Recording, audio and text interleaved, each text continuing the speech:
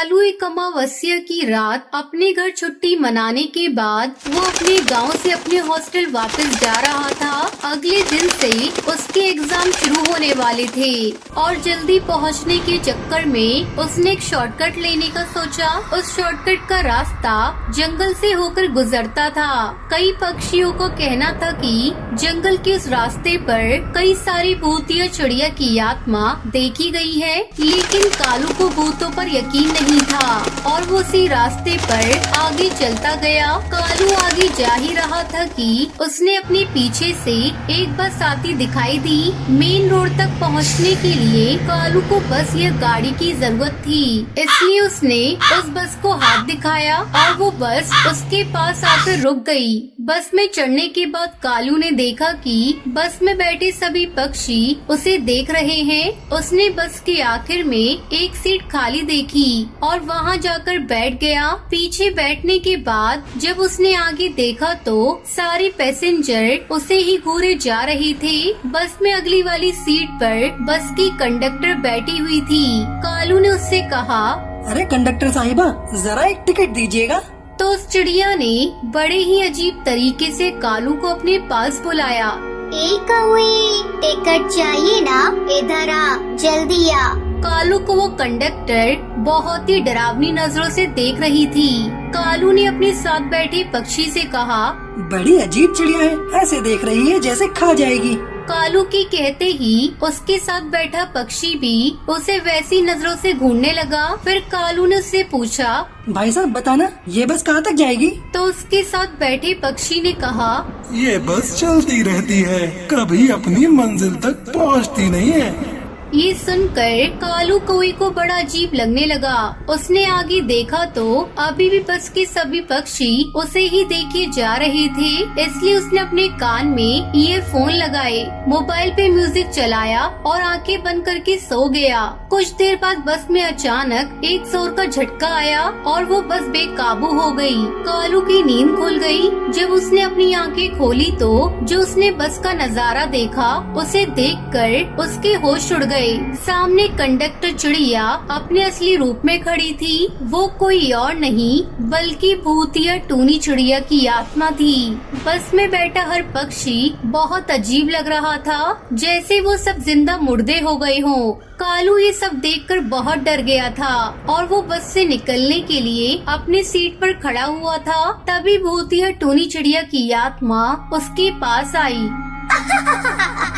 अब तुम्हें कौन बचाएगा कालू कौवे? हम सब तुझे मार डालेंगे और तू भी हम सब की तरह भूतिया चिड़िया की आत्मा बन जाओगी और इस बस के ना खत्म होने वाले सफर पर हमारा साथ दोगे। ये सुनकर कालू बुरी तरह कांपने लगा। वो अपनी जगह से हिल भी नहीं पा रहा था। भूतिया कंडक्टर चिड़िया उसके पास आई और कालू का गला पकड़ लिया और उसे हवा में उठाकर जोर से पटक दिया। उसके सर में बहुत गहरी चोट आई, जिसकी वजह से वो बेहोश हो गया। जब उसकी आंख खुली तो वो अपने घर में था। उसका पिता उसके पास ही बैठा था। कालू को होश में आता देख कड़कनाथ सेठ बोला, सुनो कालू की माँ, कालू को होश आ गया है, जल्दी आओ। तभी कालू अपने पिता से पूछने लगा, वो बस वो चली गई क्या? वो बस चली गई क्या? कौन सी बस? तेरा रोड एक्सीडेंट हुआ था। वो तो शुक्र है कि एक जानने वाले पक्षी ने तुझे देख लिया और हमें फोन कर दिया, वरना पता नहीं क्या होता। पूरे 4 दिन बाद होश आया है तुझे। ये सब सुनकर कालू को बहुत अजीब लगा। उस दिन के बाद से कई अमावस्या की रात ऐसी गुजरी जहाँ कालू की जंगल के रास्ते पर एक बस जा रही थी, जिसमें वही पक्षी बैठे दिखते हैं जो उसे दूर से ही घूरते रहते हैं। सिर्फ कालू ही जानता था कि उस दिन उसके साथ कोई रोड एक्सीडेंट नहीं, बल्कि उसका सामना एक भूत या चिड़िया की आत्मा की बस से हुआ था।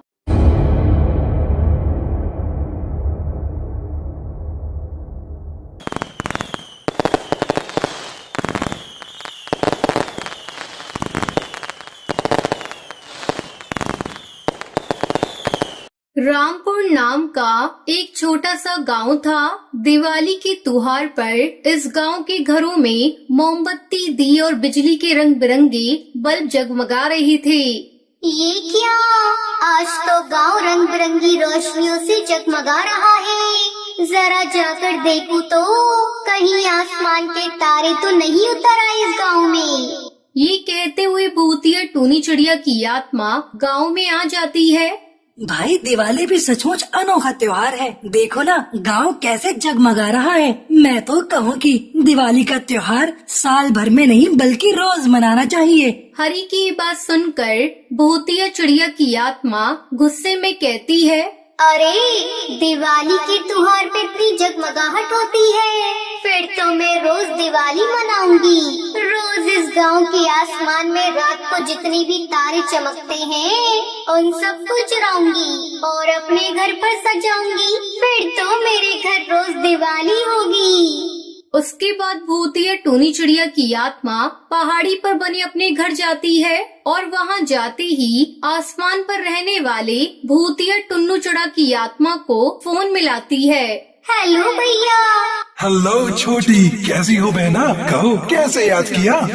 भैया क्या आप आसमान से कुछ तारे तोड़कर मेरे पास भेज सकते हो?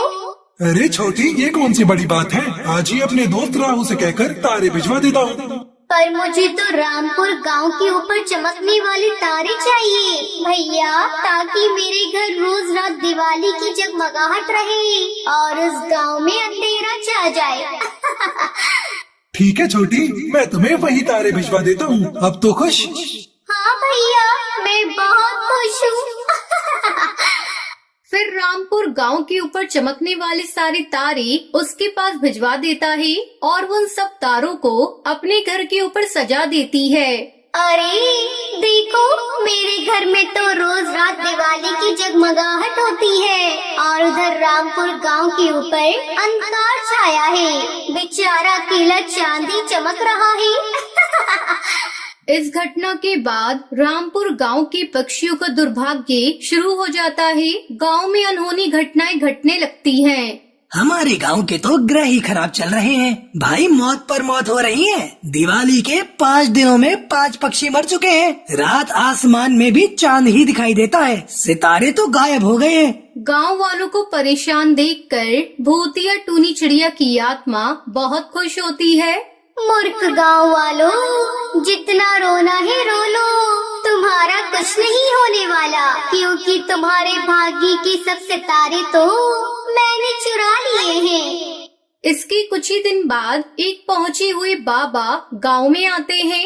बाबा जी, हम सब गांव वाले बड़े संकट से गुजर रहे हैं। अगर समाधान हो तो बताओ, बड़ी कृपा होगी आपकी। ये कहकर वो बाबा को सब सच बता देते हैं। तुम सब गांव वालों के भाग्य के सितारे एक भूतिया चिड़िया की आत्मा ने चुरा लिए हैं। तुम्हारे गांव के ऊपर चमकने वाले सारे सितारे अब उसके घर में चमकने लगे हैं। बाबा जी, क्या सितारों को वापस लाने का कोई उपाय नहीं है? कल पूर्णिमा की रात है। तुम सब गांव वाले उपवास रखो और चंद्रमा की पूजा करके उसे जल अर्पण करो। अगर चंद्र देव खुश हो गए तो सब सितारे अपनी जगह वापस आ जाएंगे और सबका संकट टल जाएगा। फिर इस भूतिया चिड़िया की आत्मा का क्या होगा बाबा? चंद्रदेव की शक्ति से वो भी अपने आप गायब हो जाएगी। फिर अगले दिन पूर्णिमा को गांव के सभी पक्षी उपवास रखकर चंद्रमा की पूजा अर्चना करते हैं और फिर उन्हें जल अर्पण करते हैं। इस तरह चंद्रमा प्रसन्न हो जाते हैं और गांव वालों के भाग्य के सितारे वापस से गांव में आकर चमकने लगते हैं। साथ ही भूतिया चिड़िया की आत्मा भी हमेशा के लिए गायब हो जाती